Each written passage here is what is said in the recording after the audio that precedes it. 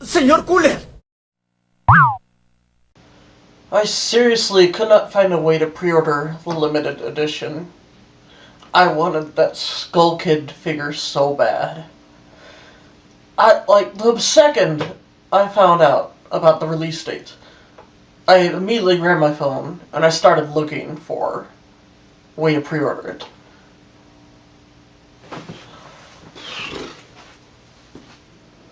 But I'll always think merchandise from the original's better. And the best thing, the very best thing of all, is there's time now. There's all the time I need and all the time I want. Time, time, time. Ah, there's time enough at last.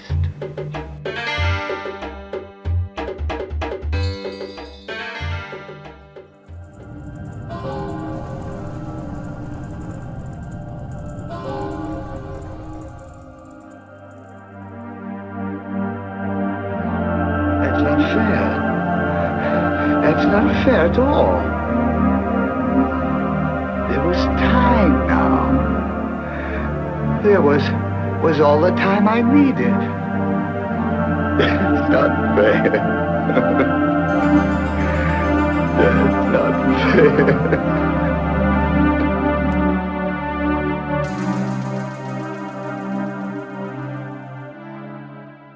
Hello everyone, happy St. Paddy's Day.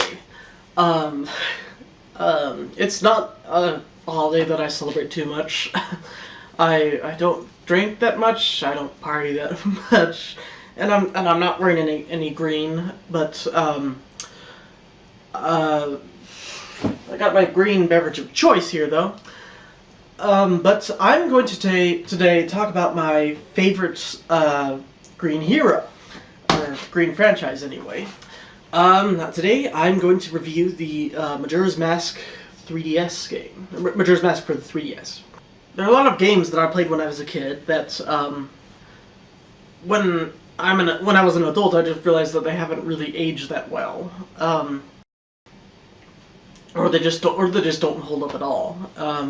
Majora's Mask is the one game that, for 15 years, has been at the top of my list, and it just gets better every time I played it. There's, #1 favorite game of all time.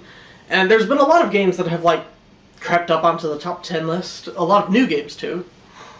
But none of them have ever really dethroned it, so to speak. But I'm not really here to talk about why Majora's Mask is such an excellent and timeless game. I really want to save that for a more scripted discussion, for a different video, for another time. What I'm really here to do is to just kind of give an overview of what it's like for the remake and what the whole experience has been like for me. I just have a few bullet points that I can go off of. For a long time, I thought that Majora's Mask shouldn't be remade, or sequelized, or prequeled, or anything. For a long time, I really held that belief. I kind of enacted the video game version of the Citizen Kane argument. It's timeless, it's classic, it's a masterpiece. You don't really need to do a remake or update it or do a George Lucas special edition of it. Just keep it as it is. That's what it's that good of a game that I don't want it touched. And there's not a lot of it. There's almost no other games that I would really think of in that way. I didn't really mind when they did to Ocarina of Time. My main chief complaint against that, and I haven't played Ocarina of Time 3DS yet. This is the first time I've played a Zelda remake. But the main reason I didn't go for the Ocarina of Time one was nothing against it so much as it was new it was new, and the 3DS was new, and I didn't want to buy the system just to play remakes. The same reason I haven't played Wind Waker HD or bought a Wii U. Because I'm just waiting for the system to get to a point where I would want to play games that aren't remakes. And the Wii U has gotten a lot of really good games lately, but I just haven't mustered the money or gotten to that yet. But yeah, that's the reason I didn't play the Ocarina of Time 3DS one. I just but as the 3DS's library built, and there are a lot of really good games for the 3DS out right now, and so now that I did manage to catch this one, I got it release date. Really glad I got it release dates. It was a very special release date, like one of a kind. Because, let me see when this was, when the original was made. 2000, yeah, the original was made 2000. So February 13th, 2015 is just like the perfect date to release a Majora's Mask remake, or have any Majora's Mask date, because one, it's the 15-year anniversary, maybe not exactly down to the date, but it's the 15th anniversary in terms of the year. February 13th. It was very close to Valentine's Day. The mask is shaped like a heart. Just roll with it. And it's Friday the 13th, and it was a full moon. I don't even know if they knew the full moon part coming, but man, that could not have worked out more perfectly. Never in my life have I seen a more perfect release date for anything, pretty much. But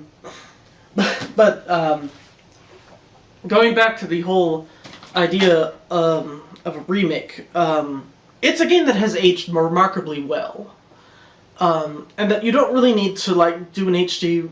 I've never really been of the belief that you need to do an HD remaster for a game that's aged extremely well.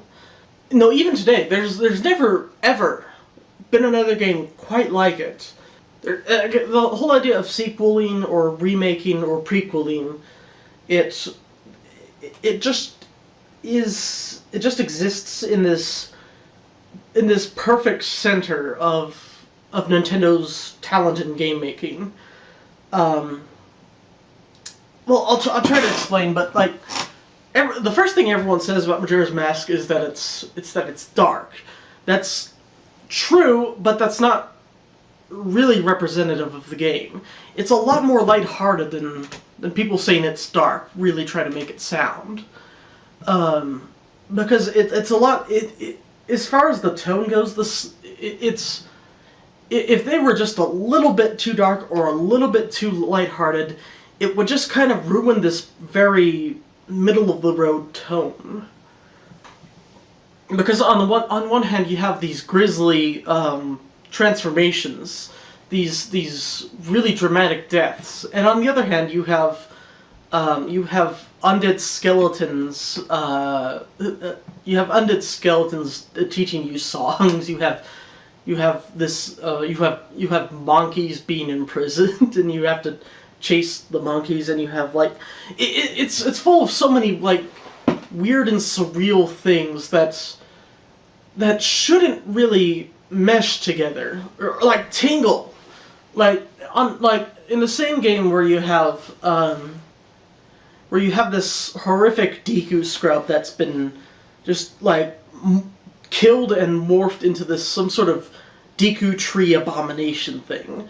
And it's just frozen in horror for the rest of eternity, and it's absolutely depressing and terrifying. And on the other hand, you have Tingle Kurulimpa! And it's so weird that the game has both of those, but the tone is not really ruined. And so, remaking or sequelizing that would I've always believed would just kind of not get the tone right. And this existed at a very different time for Nintendo.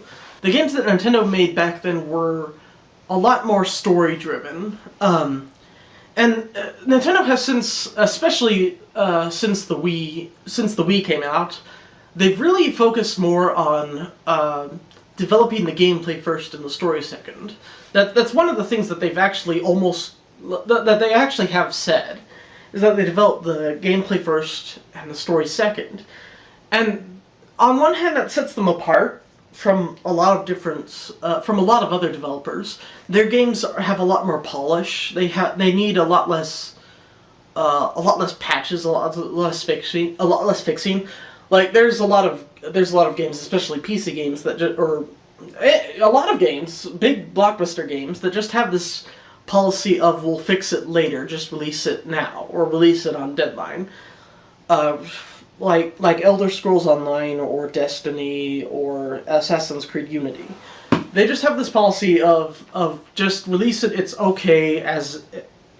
We'll fix it later. That's such a terrible policy, and Nintendo is one of the major companies that pioneers the get it right the first time thing. They sometimes mess up with some game breaking glitches, like in Pokemon X and Y and Skyward Sword, where they have to release a patch that fixes the game breaking glitch. But usually they have a lot of polish to them. But more importantly, on the subject of remakes, no one in this industry does remakes like Nintendo does. Because Nintendo really redoes the graphics from the ground up. They really let the colors flow and flesh out. And they just look stunning. They look unbelievable. I haven't this. Well, this is the first Nintendo remake that I've actually owned. I've seen cutscenes from the rest of them. But man, Wind Waker on the Wii U just looks stunning. I know that the graphics for the game still hold up to this day from the original GameCube version, but man, they really made it look good on the Wii U. Despite my reservations towards the whole idea of remaking it, when I first saw the initial trailer that said it was going to be re-released, it looked good, and it looked like they got the right idea from the game, you know. By starting it off with the Sword Dojo music, with the Swordsman School, starting it off with that, and then progressing into just this montage of both mundane and exciting things from the game, set to the very frantic Majora's Incantation boss music. It was a really effective trailer, and it really kind of eased my concerns. I still don't think Nintendo. I know that Nintendo is no longer really the company that made Majora's Mask. They're a very different company, and they can't really. They don't do story-focused games. And that's to their detriment. It really is. Especially when they're so solid on the gameplay. They could just be masters of both. And they're just not the same company. Not only can there be no other company that can really handle this bizarre balance of tone and atmosphere that this game had. Not only are there no other companies that can do that delicate balance between lighthearted and dark, between just kind of silly and just kind of creepy. There are no companies out there that can really pull that off. Maybe, of course, in the indie scene, anything is possible. But as far as big budget companies, there aren't really any others that can do that anymore. And even Nintendo is not the kind of company that can pull that kind of stuff off anymore. And this game should, if anything, remind people of that. With this game, with this particular run through, I decided to, on one hand, to do a little bit of a speed run, but to really challenge myself. I've been playing this game for 15 years. I played it multiple times and completed it multiple times. So what I decided to do is I decided to test a little theory of mine about to test how the gameplay matched up with this message that I thought that the game would be able to produce. The theory that I had went if you just focus everything you've got on stopping the moon as soon as possible, and you ignore helping other people as much as you possibly can, and you ignore side quests, and you ignore the Anju Cafe quest, and you ignore all the things that really and you ignore all of the. You basically don't go out of your way to help anyone unless it takes you closer to stopping the moon, unless it takes you closer to getting to the temples. And the idea behind that test is if Link does not acknowledge that he has power to control time and all the time in the world to help other people, because that's the great paradox of the game, is that you do have a time limit. But on the other hand, you have all the time in the world, because you can make those 3 days an endless loop, and you can keep trying and just going around and doing everything that you need to. This is the kind of game where you really need to stop and smell the roses, so to speak. Where the more you take your time, the more you'll enjoy it, especially on your first experience. And that was one of the things that kind of I shot myself in the foot over, is that I was speeding through the game and completing it and like challenging myself to see, okay, let's see how fast I can get all of this done. When really you're just kind of supposed to naturally not really stress about it, or to not really. I know this game too well. The idea behind the whole speedrun don't help anyone is that by the time you get to fighting Majora's Mask at the end of the game, is that you will not have any heart pieces. And I deliberately went out of my way to avoid as many heart pieces as I could. But yeah, I did this. I only collected heart containers from the fallen bosses and one complete heart container from the heart pieces. And the idea was that when you go up to fight Majora's Mask, that you won't have enough hearts to really that fighting it would just be this monumental challenge when you don't have all the hearts and you don't have most of the masks. I beat him before getting the bunny hood. I deliberately did this. I got as few masks as I possibly could throughout the game, and as few heart pieces. And the idea was that that by helping these people, by granting their final requests on the final days of their lives, is that they would, is that their collective strength, the strength from the rewards you get from them, would be what ultimately allows you to defeat Majora's Wrath. And that without that strength, that you would only have about 7 or 8 hearts, and that would just be a really ridiculous task against a tough boss. And while that's a wonderful theory for people who are less acquainted with the game, I really know this game too well for that to really hold me back and make a difference against Majora's Wrath. Yeah, I beat him with 8 hearts, and with 8 hearts, no bunny hood, and no extra masks. I did have Shachu Romani, the Romani's mask, the infinite magic thing. I did have some fairies from some story-related bottles, and I did have the gilded sword.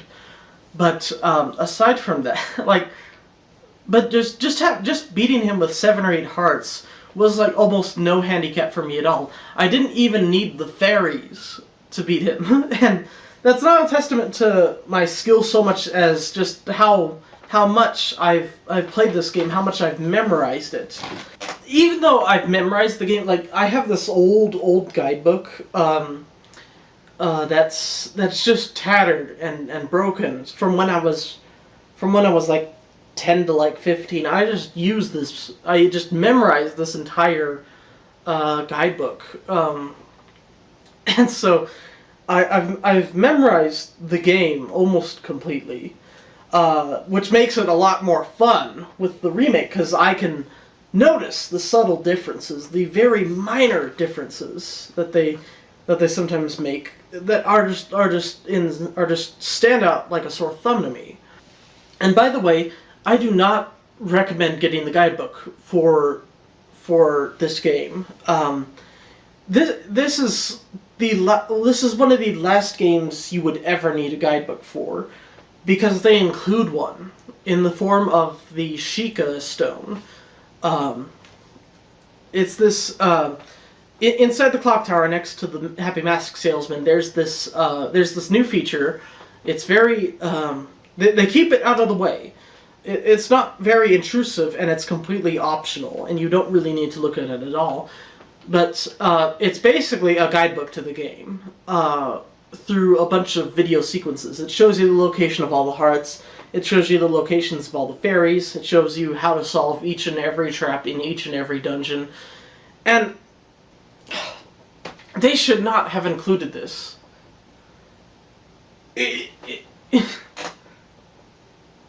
I kind of get it with the dungeons. I really do, because you're on a time limit. Oh, and by the way, I avoided I avoided slowing down time as much as I could until after midnight on the final day, when I just used the slow time to just kind of wrap things up, especially since I was often in a dungeon. And by the way, the only time that this game finally managed to do what has not happened, I believe, in 15 years, which is legitimately kill me with the clock. I know, right? It's my own fault for putting that restriction on me to not use the slow time, but what I did was I decided to do the Great Bay Temple all in one day, including the fairies. That's the other thing that I really did do. I did all of the fairies just because I didn't want to do the dungeons again. And so I dedicated an entire time cycle to the Great Bay Temple, the third one, the water one, and I just couldn't find the last fairy. I didn't want to use the Sheikah stone. I wanted to use my own memory, and some of them changed, but like some of the fairy locations changed, but not a lot, and not in any way that would be really. Where is this stupid thing? But I simply just took too much time on navigating the puzzles, on trying to remember them, and of course the Great Bay Temple is all water, and you're swimming as a Zora throughout the whole thing, and so as I was swimming through it. The final hours of the moon were starting to tick, and as I was swimming, I realized, oh man, I shouldn't have jumped in the water. I should have reset, and so as I was swimming, the final seconds were starting to hit, and I'm just like, hurry up, finish, just get on a pipe or something, just get somewhere where you can stand and play the song of time, and like I found this narrow like pipe. Like there's this one room where you have to get from the water and start walking up on a pipe, and I just couldn't get on the pipe and hit the ocarina in time. And for the first time ever, in all the times I played Majora's Mask, it legit killed me with the clock. And then the moon crashed, and I felt so stupid at that moment. But then I slowed down time and beat it the next cycle. But back to the Sheikah stone. You simply don't need a guidebook for this game because it spoils everything. It spoils how to get every mask. It spoils how... actually, I don't think it does the masks. I think the bombers do that. It spoils how to get everything and do everything and beat everything and solve every puzzle. It kind of plays it off like it's just a hint, but they're really they're really unsubtle hints at how to solve things, which I kind of get when it comes to the temples, when it comes to first time players who are beating this massive and elaborate dungeon under the clock and collecting the fairies. But for the rest of the game, it's just uncalled for. You really should let the player figure out for themselves. Especially in this game where the idea is to stop and smell the roses, to stop and figure things out for yourself. That adds to the tension. As the clock, even with the Song of Time, with the Song of Time, you have more than enough time to figure out anything and everything in this game without a guidebook. But they made it unintrusive. They made it very out of the way, extremely optional. You don't have to get it if you don't want to. And I did not really look at it until I had 2 heart pieces left that they changed from the original. And I'm just like, where are these? But onto the changes. I basically just wrote down the changes that were all with the game.